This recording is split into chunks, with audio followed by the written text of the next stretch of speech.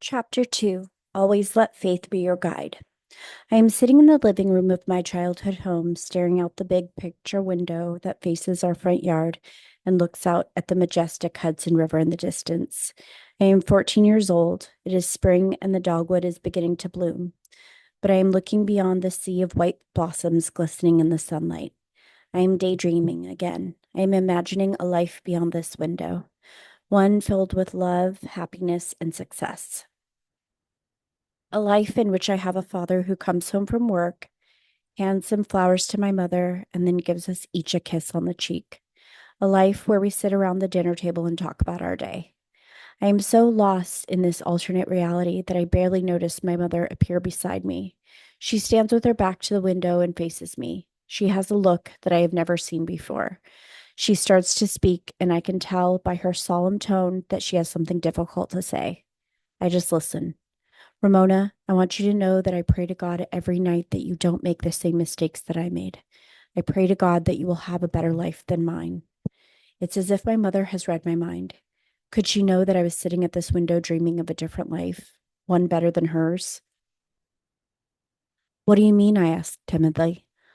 I don't want you to end up like me. I was so young when I met your father. I was a senior in high school, not much older than you are now. I was instantly attracted to your father. He was so handsome, and he seemed like such an adult to me. He already had a great job and earned a nice living. We fell for each other. I was supposed to attend Vassar College in the fall. I wanted to get a degree and have a career. She pauses, and I can tell she is struggling to find the words for what she has to say next. But then the unthinkable happened. I got pregnant with you. I knew I couldn't give you up. I take a deep breath. I say nothing. I am speechless. I can't believe what my mother is telling me. I never knew that I was an unplanned pregnancy, that I was the reason my mother married my father. I never knew that my mother had wanted to go to college and that she had to give up that dream because of me. I am overwhelmed with guilt. I wonder if she blames me for her unhappy life. Years later, when my mother was in the hospital dying, I realized that even though she married my father, because she got pregnant, the real reason she stayed with him was because he had given her the home she never had as a child. My father was a Hungarian refugee who came to this country when she was, my mother was a Hungarian refugee who came to this country when she was 14 or 15 years old. She was born in Budapest, and at some point during the 1940s, she and her mother were forced to leave their homeland and flee to Austria.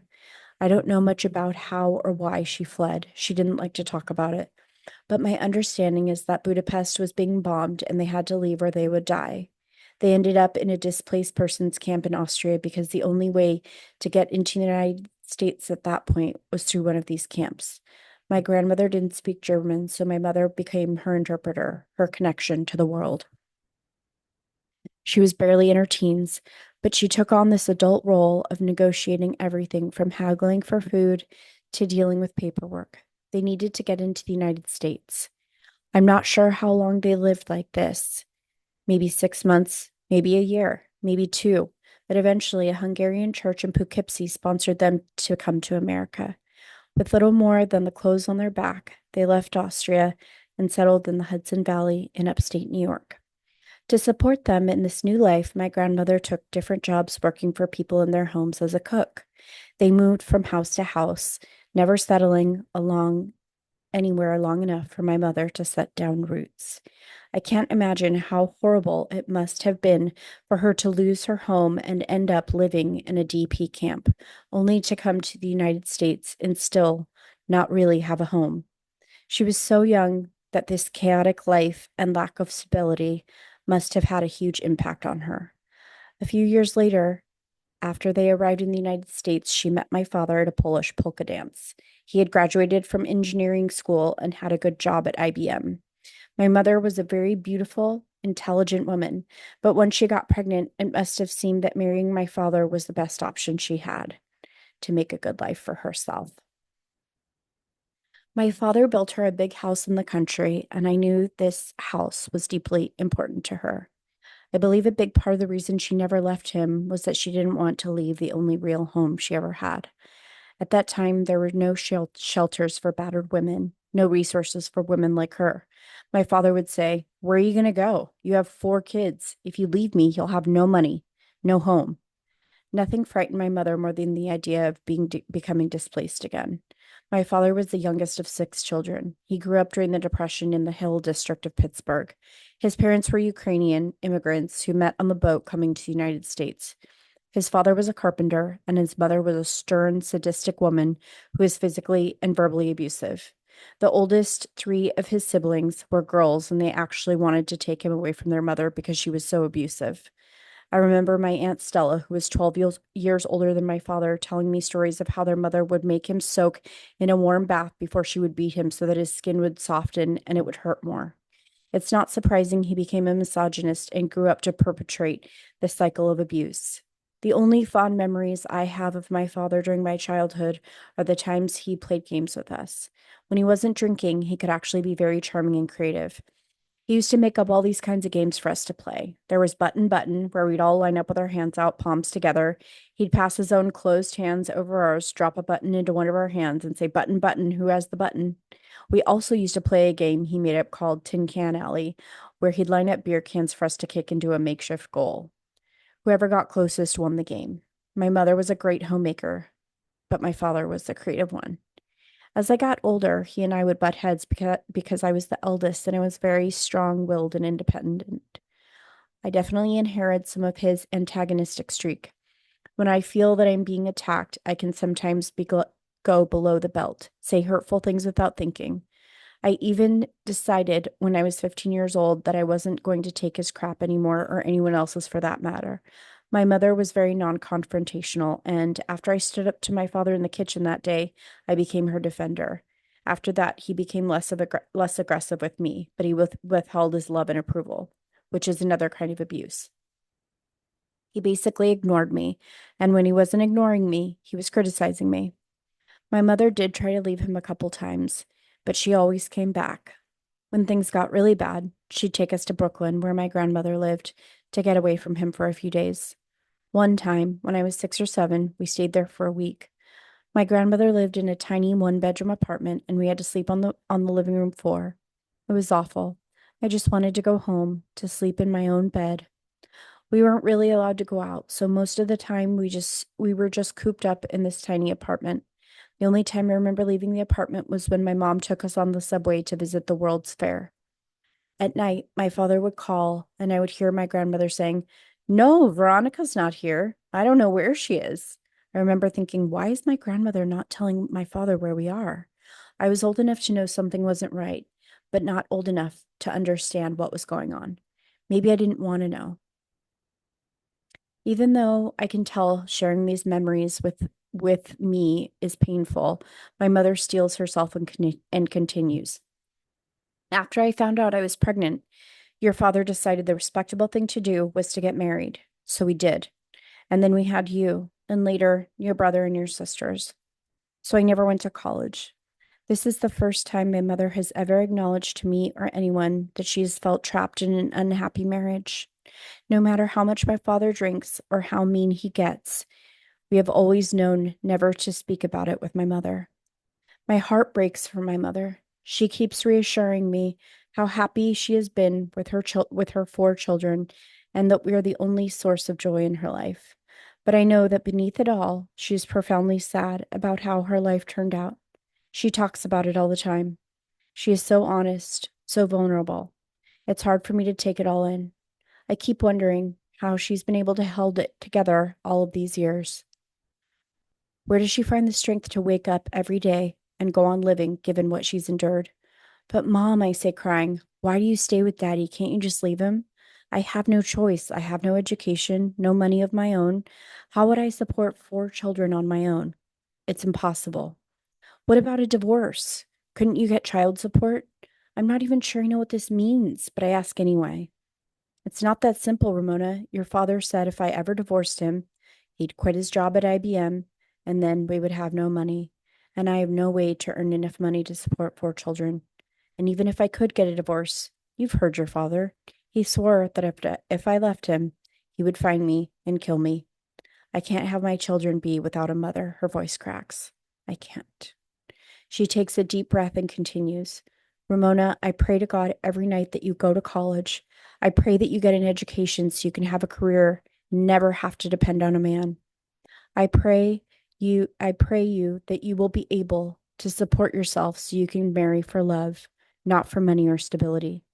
I pray for you to become a strong, independent woman so you will never feel trapped like me. Okay, Mom, I say, trying to calm her down. I promise. I will go to college and make money and have my own career. As the words come out of my mouth, I am not even sure what it is that I'm saying. I am 14 years old, and it's the 1970s, for God's sake. All I know is that I'm making a promise to my mother, and I'm going to keep it. After all, I do want a better life, and if going to college and making money is what is going to grant me my wish, then that is what I'm going to do. Finally, my mother gives in to the tears she's been holding back. And no matter what, you must keep your faith. You must always ask for God's mercy, God's help, God's forgiveness. You must have faith in God, Ramona, and you must have faith in yourself. Always know that if you have faith, true faith, you can accomplish anything. Finally, I understand. My mother is able to endure her life because she has faith. Faith that her children's lives will be better than hers. For the next 3 years, I sit at that window every day. I stare out into the distance and think about my mother's advice. I will have true faith. I no longer just daydream of a better life. I have faith it will happen. I will make it happen. I ask God to help me. Please, God, I know there is a better life for me out there. Please, God, save me from this life. Please, God, give me the strength I need to build a better life for myself. Please, God, help me find a better life. Please, please, please. When my mother was diagnosed with leukemia in 2003, she was given only 3 months to live. It was a huge blow for all of us, but especially for my father. As he got older, my father had softened, and by the time they were in their 50s, he and my mother had actually settled into a nice relationship. Maybe it was the stress that raising 4 kids put on them, but once all of us were out of the house, my father stopped drinking as much. He became less aggressive, and he and my mother actually got along fairly well. They really did love each other, but they had a very volatile relationship. He could still be very antagonistic at times and go for the verbal jugular, but I guess my mother learned not to let it bother her. After she was diagnosed, my mother went through chemotherapy and began doing protocol experimental treatments at Sloan Kettering. She deteriorated quickly, and within a few months, she weighed only 95 pounds and was bedridden. I would cook for her every day and bring her special food in the hospital. But within a week, she was so weak she couldn't even pick up her head from the pillow. I was devastated. I remember Mario saying to me, Ramona, face it, your mother's going to die. You just have to accept it. I looked at him and I said, my mother is not dying in this hospital. If she's going to die anywhere, she's going to die at home. I am not going to allow this to happen. I could see how hard my mom was struggling to hang on, and I decided I wasn't going to let her go without a fight. I looked at her chart, wrote down every medication she was on, and went to my local pharmacy. I showed them the list and said they couldn't understand why she was on one of the medications because it was so powerful it would lay out a 200-pound man. I told my father what I had learned, but he didn't have the courage to do anything about it. So I went back to the hospital and told the doctors myself that they had to take my mother off that medication. I remember them saying she would die if they did, but I told them this medicine is killing her anyway. Take her off it now. They agreed to wean her off it gradually. 4 days later, my mother was smiling and sitting up in bed, looking perky and happy. It took 6 months for her just to recover from the chemo and that medication. When she was strong enough, I found a doctor who worked with alternative medicines. Using coenzymes and shark cartilage treatments, he restored her to near perfect health. For a full year, she was almost like her old self, but then she got sick again. Eventually, she was admitted to her local hospital in Kingston, New York, and we were told there was nothing more they could do for her. My father wanted to put her in hospice, but I remember my mother crying, I don't want to die. I'm not ready to die. Please help me, Ramona. I contacted the head oncologist at New York Presbyterian Hospital and told him about my mom. I said, all I want is for my mom to have a good quality life. Can you extend her life so that she has that? He told me, yes, I think we can do that. My father was upset that I was stepping in. It was hard for him to deal with the fact that my mother was sick and dying. We all knew, especially my mother, that he wouldn't last long without her. I said to him, "You know what, Dad? If you were sick and you needed help, wouldn't you want me to help you? How can you not let me help Mom?" Finally, he relented, and they transported my mother by ambulance to New York Presbyterian Hospital in the city. She had another good month, but then she was in and out of hospitals for the next year until she was so sick my father was too afraid to take her home. She refused to go into hospice, so her doctor agreed to keep her in the hospital as long as possible. I sat by her side for days, watching her get weaker and weaker. For the first time since that conversation we had when I was 14, my mother and I spoke about her life before she met my father. I knew she and her mother were refugees, but I learned that even after they got to this country, she still had very little stability. Because my grandmother moved them around so much, one afternoon in the hospital, as I held her hand and tried to encourage her to eat, my mother said to me, once my mother worked once my mother worked as a cook for a woman who lived in a big, beautiful house in the country. I loved that house. I wanted to stay there, but my mother was lonely and decided to move us to Poughkeepsie to find work closer to the Hungarian church. I was so sad to leave Ramona. I really loved that house. By this point, my mother was deteriorating so rapidly, her doctor decided it was finally time to move her into hospice. She died at 4 o'clock the following morning. It was New Year's Day. Earlier that evening, I had been with my family celebrating New Year's Eve, and we didn't get home until late. I was in a very deep sleep, and I suddenly jolted awake, which is very unusual for me. My mother's image came to me, and I knew in that moment she was gone. I looked at the clock, and it was 4 a.m. My father died 3 years and 2 weeks later. Those last 3 years we had with my mother were a miracle. She was a fighter. She never gave up. I get my strength and resilience from her. It is the greatest gift a mother can give to her children. To this day, I still believe she would have left my father. As much as I love and admire my mother, I can't understand her decision to stay with an abusive husband. Even though things got better between them as they got older, what my siblings and I witnessed as children left us emotionally scarred and altered our perception of relationships and marriage. But I don't blame my mother. I understand now that she was too afraid to leave, not only because she was worried about supporting us, but also because she too had to walk away from a broken home. To her, our house represented the stability she never had as a young girl. As soon as I turned 17 and graduated from high school, I left home and never looked back. I moved to New York City to study fashion and earned a BS degree in business from FIT. I started out as a buyer for Macy's, created my own successful fashion business by the age of 29, married for love, and had a beautiful daughter in my 30s. I had everything my mother ever dreamed I would have. Once I moved out, I never wanted to go back home because I couldn't stand to be around my father. Sometimes, in an effort to entice me to come home, my mother would call me up and say, "Ramona, the dogwood is blooming. You love it when it blooms. Come home so you can see it." Because we lived in the woods, the only type of blooms that would flower in the spring were the beautiful white blossoms of the dogwood trees. It grows so thick it looks like snow between the trees. I can still close my eyes and see it through the big picture window in the living room, where I sat for years patiently praying for a better life. Looking back, I still cannot believe that my mother told me I was an unplanned baby when I was 14 years old. I'm glad she did, though, because it brought us closer together. It was the longest one on one conversation I would have with my mother until just before she died. It was the first time she spoke openly about her relationship with my father, how they met, where they got married, and why she put up with his abuse. Prior to this conversation, my father's behavior was always a massive elephant in the room that we pretended didn't exist. She must have felt so trapped, so scared, so alone. In her mind, she had one option. She had to stay in her marriage forever and just pray that the lives of her children would be better than hers. As a mother of a 23-year-old daughter, I can only imagine the courage it took for my mother to confide in me that she had failed to realize her dreams.